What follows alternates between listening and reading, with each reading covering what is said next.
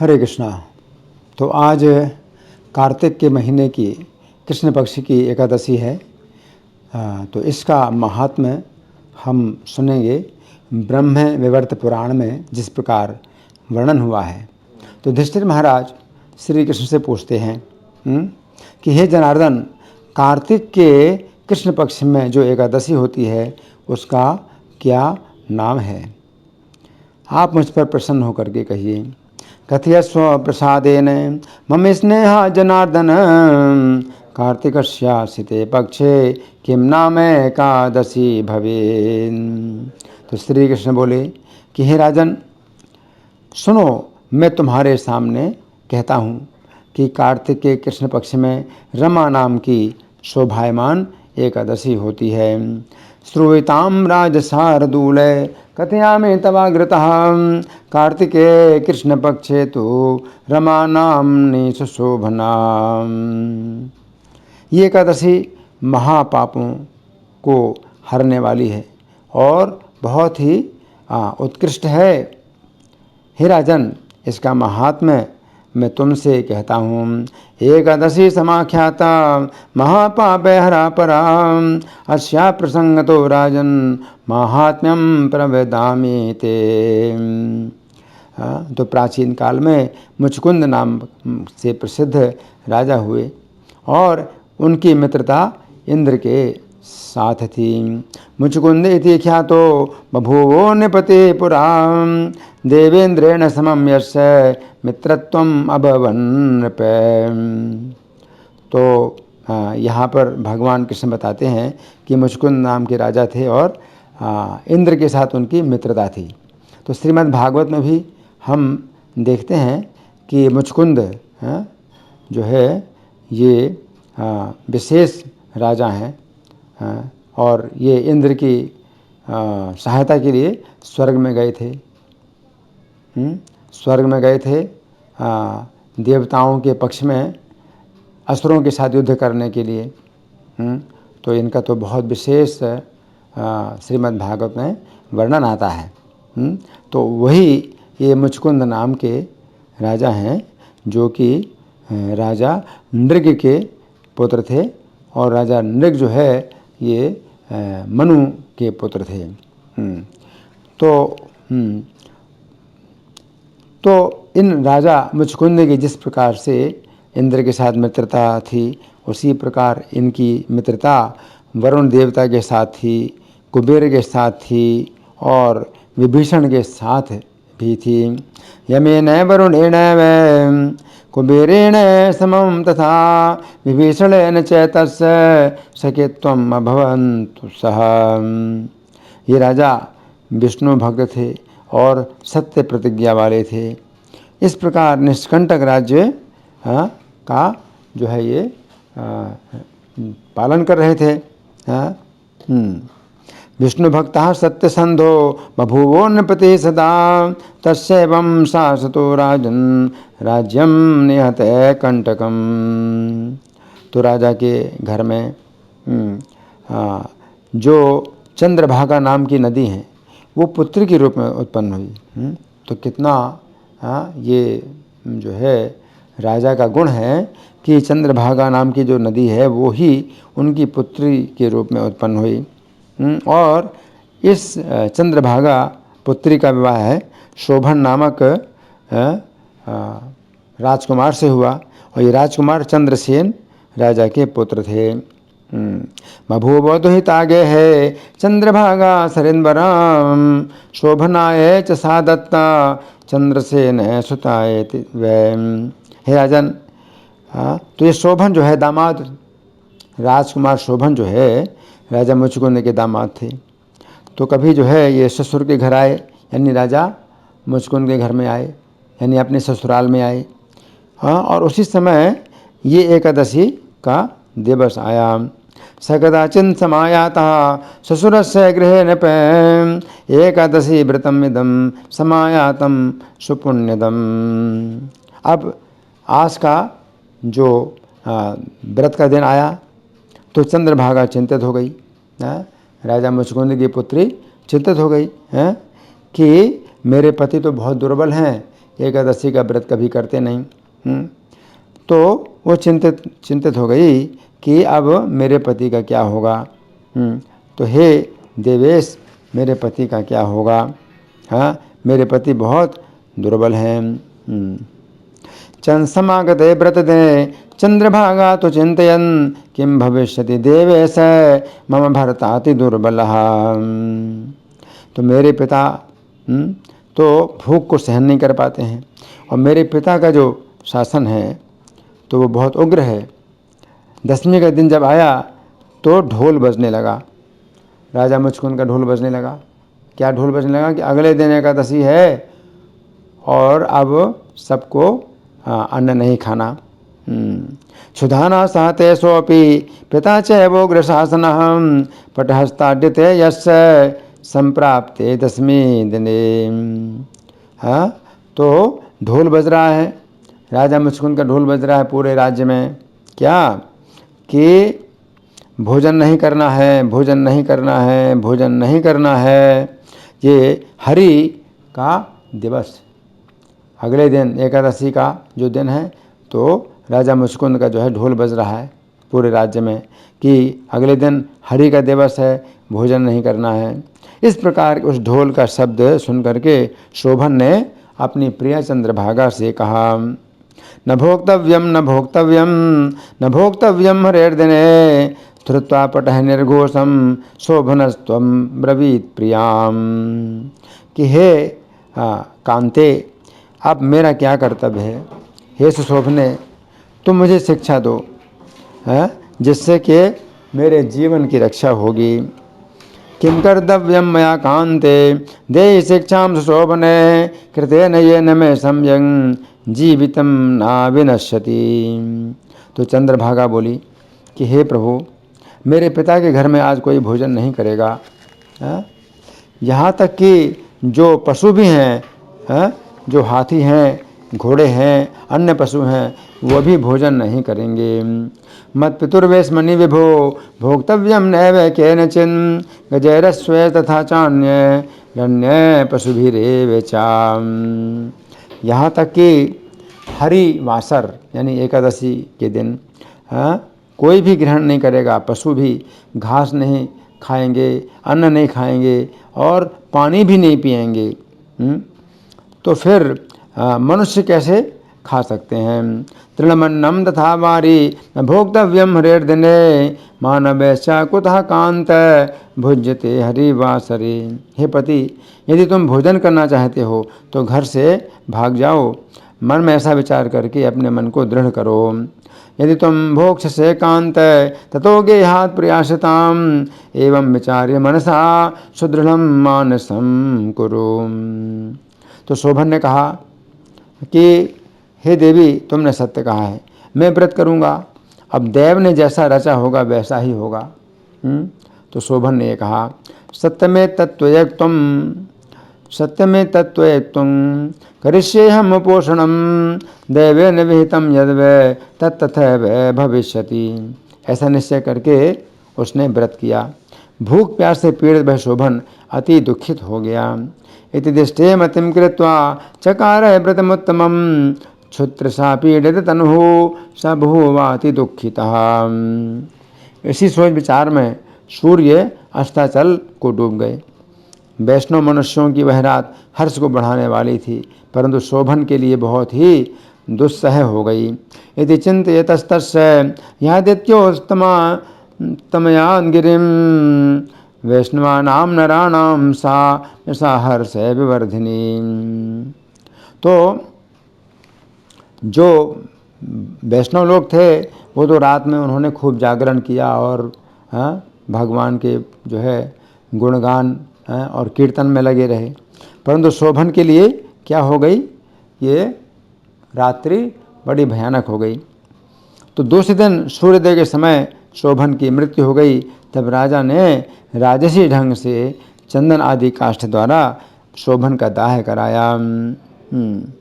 हरिपूजा रतानां च जागरासक्त चेतसां बभूव निवसारदूल शोभनस्याति दुस्सह।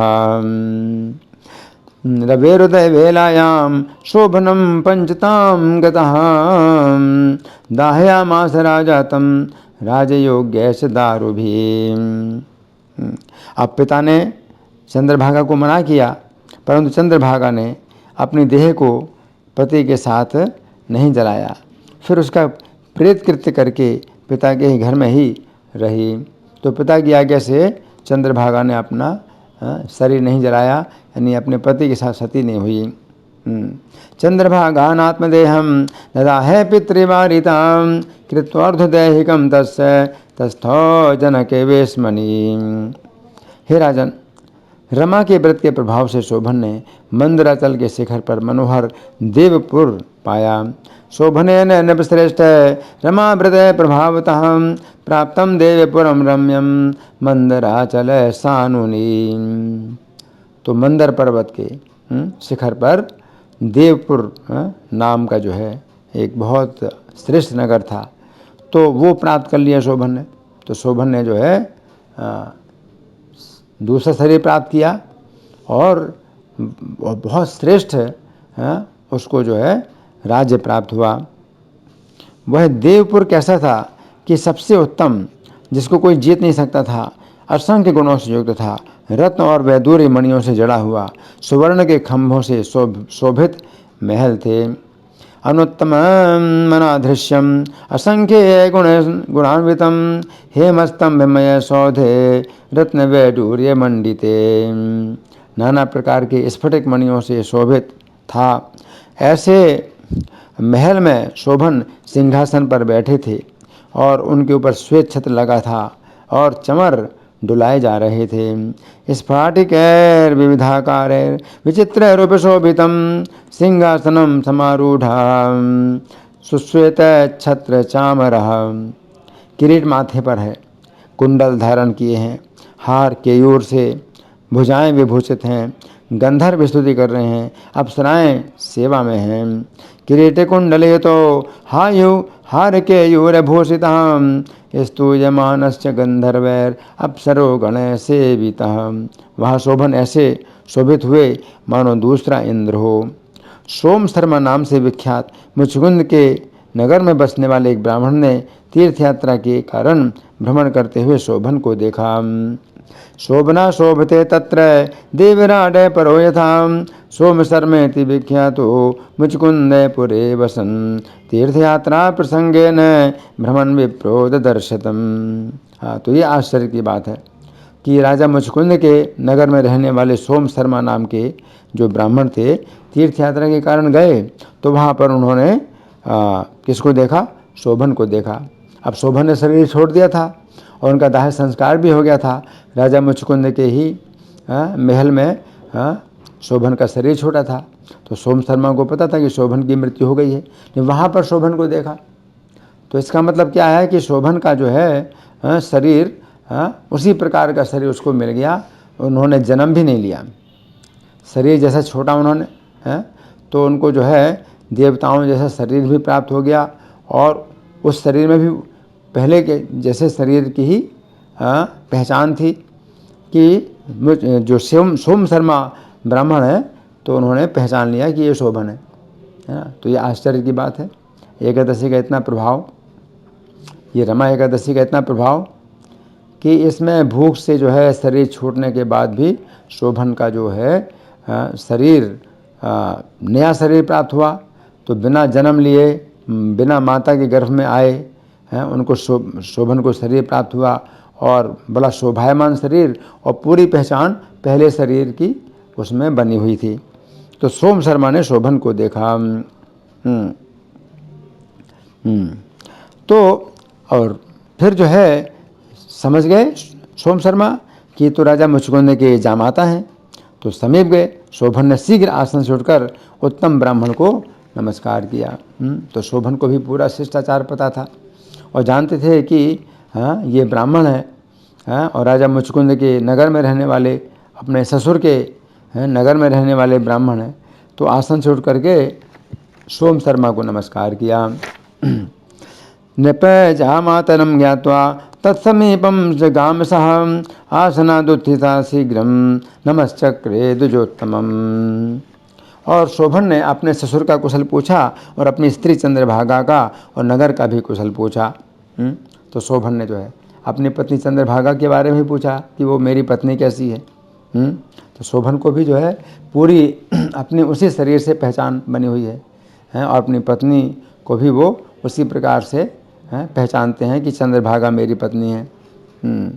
चकार कुशल प्रश्नम ससुरस्य नृपस्य कांताया चंद्रभागाया तथैव नगरस्य च। सोम शर्मा बोले, हे राजन, तुम्हारे ससुर के घर में कुशल है और चंद्रभागा भी कुशल से है और नगर में भी सब कुशल है। कुशलम वर्तते राजन ससुरस्य गृहे तव चंद्रभागा कुशलिनी सर्वतः कुशलम पुरे। हे राजन, अपना वृत्तांत कहिए, मुझको बड़ा आश्चर्य है। ऐसा विचित्र सुंदर नगर जैसा कभी किसी ने कहीं देखा ही नहीं है। सुवृत्तम कथिताम राजन आश्चर्यम परमम मम पुरम विचित्रम रुचिरम न दृष्टम केनचिन क्वचिन। हे राजन, ये कहिए कि आपने ये नगर कैसे पाया। तब शोभन ने कहा कि कार्तिक के कृष्ण पक्ष में रमा नाम की एकादशी होती है। तो शोभन ने कहा, एतदा चक्षुर्नृपते कुतः प्राप्तम इदं त्वया कार्तिकस्यास्ते पक्षे नाम्ना च एकादशी रमा। तो शोभन कह रहे हैं कि हे द्विजेंद्र, हे ब्राह्मण, उसका व्रत करके मैंने ये पुर पाया है, ये नगर मैंने प्राप्त किया है उसका व्रत करके। कौन सा व्रत करके? रमा एकादशी का व्रत करके। परंतु ये पुर जो नगर मुझे मिला है अध्रुव है। अध्रुव का मतलब है कि कभी भी छूट सकता है, निश्चित नहीं है। तो अब ऐसा उपाय करिए कि ये नगर मेरा ध्रुव हो जाए, मतलब स्थायी हो जाए, स्थायी रूप से मैं यहाँ का राजा बना रहूँ। तामपोष्य मया प्राप्तम द्विजेन्द्रपुरमध्रुवम ध्रुवम भवति ये नैव तत्कुरुष्व द्विजोत्तम। तब सोम शर्मा ब्राह्मण ने पूछा, ये कैसे अनिश्चित है और निश्चित कैसे होगा? आप कहिए, वो मैं उपाय करूँगा, इसमें अन्यथा नहीं है। कथम अध्रुवम एतद्धि कथम ही भवति ध्रुवम तत्त्वं कथय राजेंद्र तत्करिष्यामि नान्यथा। तब शोभन ने कहा कि मैंने एकादशी का व्रत श्रद्धाहीन होकर के किया था। मेरी श्रद्धा तो नहीं थी व्रत में, वो तो दबाव था सबका, इसलिए मैंने एकादशी का व्रत किया। लेकिन इससे भी जो है कितना मुझे लाभ हुआ कि इतना प्रचुर संपत्ति प्राप्त हुई और शरीर प्राप्त हुआ और पूरी पहचान पिछले जन्म की मेरी बनी हुई है। लेकिन ये जो है किसी भी समय मेरे हाथ से छूट सकता है क्योंकि श्रद्धाहीन होकर के किया है। अब कैसे ये स्थिर रहेगा तो वो मैं बताता हूँ कि कैसे स्थिर रहेगा। मैं तन्विहितं विप्र श्रद्धाहीनं व्रतोत्तमं तेनाहम अध्रुवं मन्ये ध्रुवं भवति तच्छृणु।